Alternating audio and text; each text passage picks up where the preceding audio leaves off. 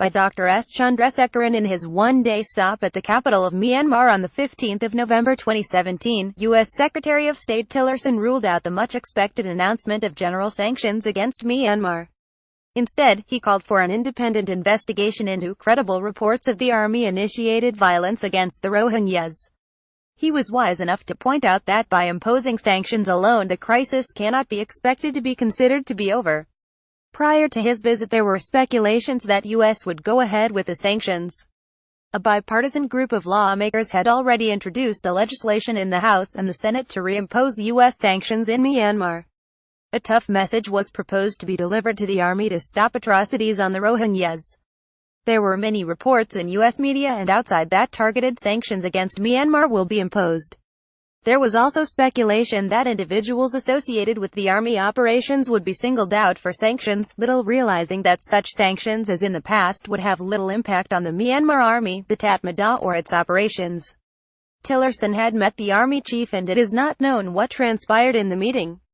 The army chief in his Facebook said that he had explained the situation in Rakhine State and how the army had been cooperating with the government to deliberate and on the progress made for repatriation process agreed upon with Bangladesh. An internal investigation by the army is supposed to have cleared the army of any atrocity, and this has only provoked further the Amnesty International and other human rights organizations who are pushing for an independent investigation. This internal investigation was conducted by a committee headed by Lt. General I. Win on October 13, 2017 to examine whether the troops had followed the military code of conduct during the security operations launched after the August 25 attacks. The army should have known that such investigations by an in-house army commission will have little credibility outside. The army operations against Rohingyas have, however, evoked a strong and favorable response from the public. There was a big turnout at a pro-army rally in Yangon on the 29th of October 2017 when thousands assembled to cheer the army. The army was seen as the savior of the nation. The state councillor Aung San Suu Kyi, who attended the press conference along with Tillersen, said that she was not silent on the Rohingya crisis and that she was speaking in a way that would not further inflame sectarian tensions. In the face of calls for punitive sanctions against Myanmar, the Brussels-based International Crisis Group, while pointing out that reimposing sanctions may not be helpful in solving the crisis, said that SUUKYI's position as the greatest moral and political authority gives her the power to sway public opinion and considerable ability to influence the security forces. They would know more than anyone else that Suu Kyi, however popular she may be, has certain structural limitations in dealing with a crisis that has a historical baggage. Perhaps the Irrawaddy explains the predicament of Suu Kyi and how she has to tread carefully in dealing with the army on one hand and at the same time take care not to allow any rollback on the democratic gains made so far. The points made in the Irrawaddy, the 6th of November 2017, are very relevant.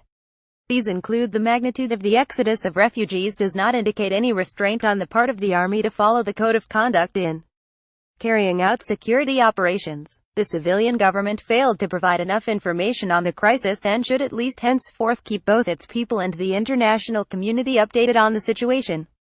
It is the government's duty to accelerate the repatriation process, ensure the safety of the returnees and rightly grant citizenship under due national verification card process.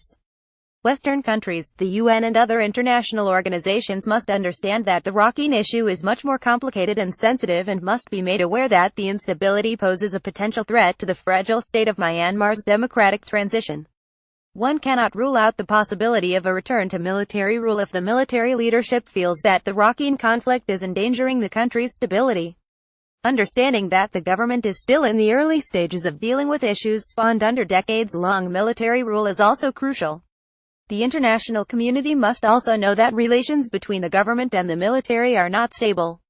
This crisis calls for international help and a deep understanding of the country's history and a vision of the bigger picture. To me, it looks that Suu Kyi, despite the constraints placed on her and the government, has done her best in dealing with the situation. Consider the following: she has visited the troubled Rakhine state and had met the Arakanese and the Rohingyas and assured all help. She has met the UN chief and explained her sincere efforts to find a solution and for repatriation of the refugees. She has without delay announced the steps to be taken to implement Kofi Annan's report. She has taken the initiative to set up a new humanitarian project to aid the refugees both financially and otherwise.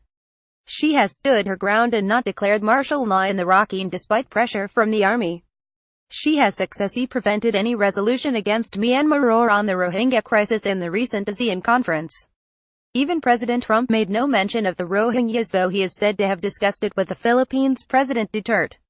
She has managed to maintain a proper relationship with the most affected neighbor Bangladesh in agreeing to the repatriation of the refugees in a phased manner. The army, whose cooperation is indeed essential for repatriation of refugees, has also been involved as a vital stakeholder. The army is said to have completed its operations by September 5 of this year, though the exodus out of fear and insecurity continues. This needs to be attended to.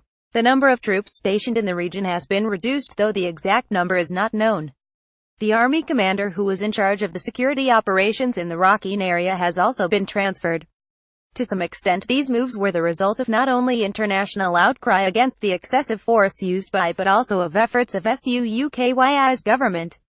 Meanwhile, chilling details of the activities of the ARSA, whose surprise attacks triggered the crisis, are coming out.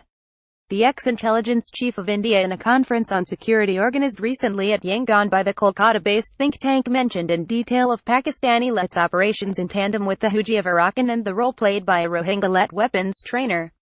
He also revealed that a part of the consignment seized in Chittagong of huge stock of weapons years earlier was meant for Rohingyas. The Irrawaddy of 15 November 2017 gives more details about the recent activities of the ARSA. Conclusion: SUUK needs time. Given her constraints, the 2008 constitution, her popularity among the Bamar community, and more urgent attention needed to issues like ethnic reconciliation, economic empowerment, and amendment of constitution, the international community should realize that rushing to impose punitive sanctions would only retard the progress towards real democracy as we know. As Irrawaddy says, look at the broader picture. Did you find this article informative? Please consider contributing to Eurasia Review, as we are truly independent and do not receive financial support from any institution, corporation or organization.